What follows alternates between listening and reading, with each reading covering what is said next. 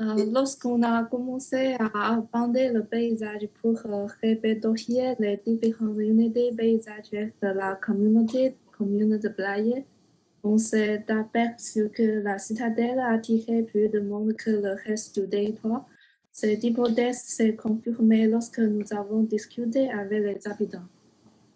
L'objectif de notre groupe serait donc de créer de nouveaux lieux d'intérêt plus dans les terres et qui permettaient aux gens de cheminer à travers eux pour renouer avec le paysage.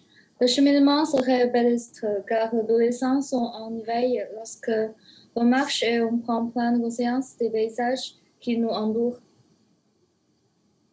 On a rapidement été interpellé par un lieu qui se situe à l'entrée sud de Blaye, près de la D669 qui passe par ici.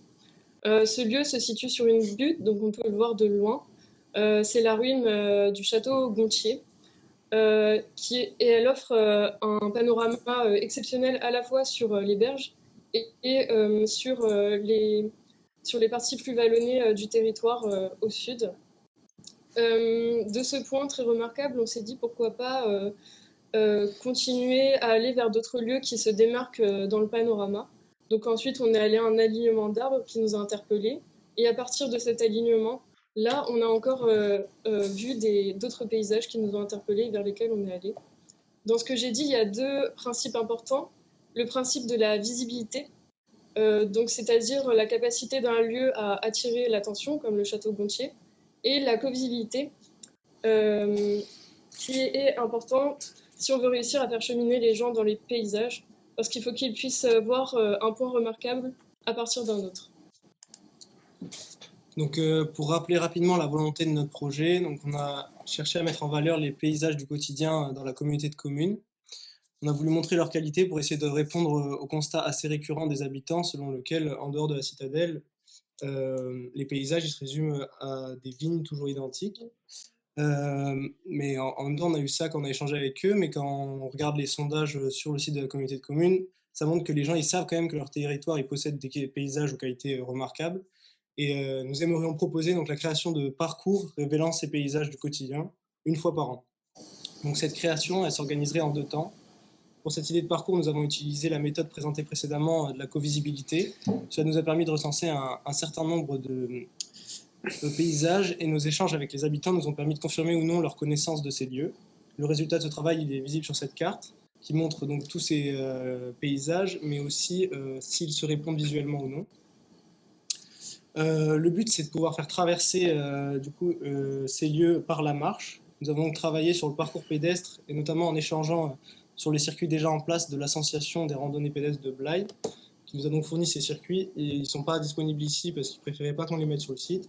Mais ici, par exemple, en rouge, il y a le tracé d'un cheminement déjà dessiné par le département. Donc, ce que je viens de présenter, ça constitue la méthode de détermination des paysages. Mais pour les années suivantes, l'intérêt de ce projet serait d'organiser une semaine de préparation, réunissant différents acteurs des paysages dans le territoire, donc des habitants, des géologues, des historiens, mais aussi des associations qui sillonnent déjà ces paysages, comme les associations de VTT ou de randonnée qui, en plus, ont déjà des itinéraires, afin de travailler sur le repérage de nouveaux points d'intérêt et sur une nouvelle partie du territoire. Donc, une fois ce circuit établi, il vient la question de la transmission aux habitants. Comment proposer ce parcours pour apporter la découverte des paysages par la covisibilité. Donc, on arrive sur la deuxième temporalité du projet. Donc, ces parcours de découverte s'organiseraient lors de journées dédiées, une par an, ce que je disais tout à l'heure. Ils pourraient ainsi s'intégrer à des initiatives déjà en place comme Active été, organisée par la communauté de communes. Et après, nous avons réfléchi à comment guider les gens dans ces paysages. Donc, nous voudrions proposer à la fois un guide, une sorte de carnet d'exploration répertoriant des croquis et beaucoup d'informations pour transmettre tout ce premier travail d'analyse aux pratiquants de la journée. Et pour compléter cette approche du paysage, on voulait proposer une dimension un peu d'enquête, de découverte de l'inconnu, avec des caches dans les paysages choisis, qui pourraient contenir par exemple des graines, des essences locales avec cette dimension pédagogique, mais juste pour motiver l'enquête et donner une sorte de récompense. Donc, je vais maintenant laisser Anatole préciser les outils que je viens d'évoquer en expliquant comment ils seraient utilisés dans la randonnée. Donc, comme vient de le dire Pierre, donc je vais vous expliquer rapidement la mise en pratique de ce type de parcours, donc à travers 3 étapes. Selon notre modèle de parcours, on partirait donc du château Gontier, c'est d'ailleurs l'intermédiaire entre la citadelle et les paysages des vallons, par lequel on est rentré dans le paysage. Le guide nous permet d'orienter et de structurer la marche. Il nous permettrait, avec des pages annotées, de comprendre les qualités paysagères et d'identifier les points repères. Le parcours passerait par cet alignement arboré.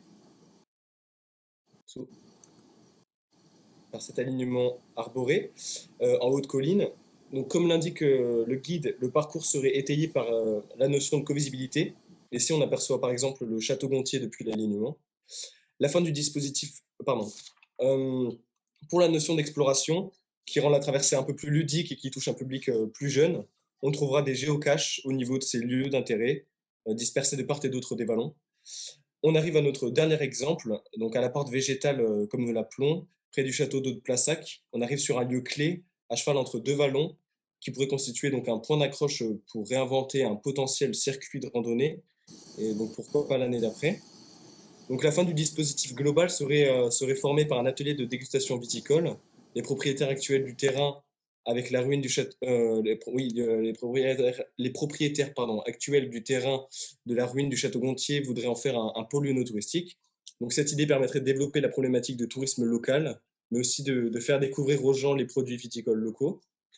Et pour terminer, donc le but de ce dispositif est de proposer un modèle de parcours pour à terme construire avec les habitants un parcours qui révélerait d'autres paysages quotidiens. Nous, on est rentré dans le paysage des vallons par le principe de covisibilité, mais on peut reprendre la démarche pour révéler d'autres lieux dans la communauté de communes, avec par exemple le programme Activité. Merci de votre attention. Merci.